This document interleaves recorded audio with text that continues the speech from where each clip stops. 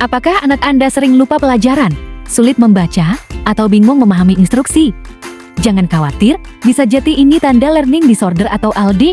Dan kabar baiknya, ini bisa diperbaiki. Sebenarnya LD itu bukan soal kurang cerdas atau malas.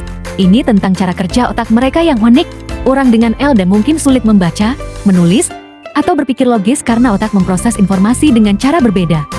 Bayangkan kabel telepon yang rusak. Pesan tetap sampai, tapi putus-putus. Nah, seperti itu ibaratnya. Tapi, otak manusia beda sama kabel. Otak manusia punya neuroplasticity, jadi meski jalur lama terhambat, otak bisa bikin jalur baru untuk belajar.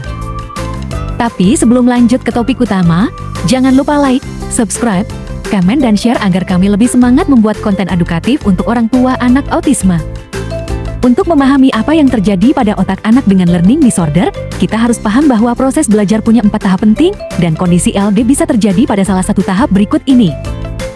Pertama, input, yaitu saat informasi masuk lewat mata atau telinga.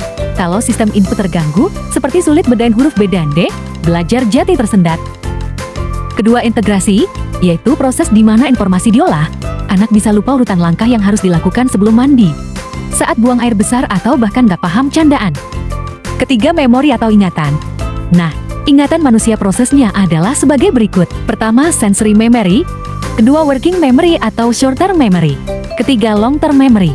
Nah, kesulitan memori bisa disebabkan karena hambatan pada salah satu tahapan tersebut, dan tentu saja terapinya berbeda-beda untuk masing-masing tahapan tersebut.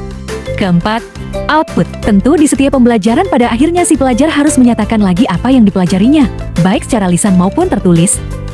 Nah, kalau dia hambatannya pada kemampuan bicara, hal itu bisa membuat si pelajar tidak bisa menyajikan secara lisan apa yang dia sudah pelajari.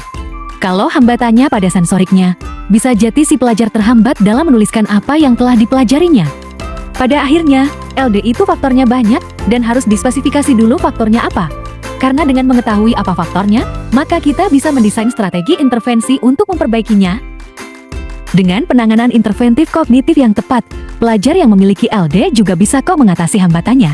Ingat neuroplasticity. Kalau Anda ingin belajar lebih dalam lagi, yuk hubungi admin supaya kita bisa ketemu di TOTTML.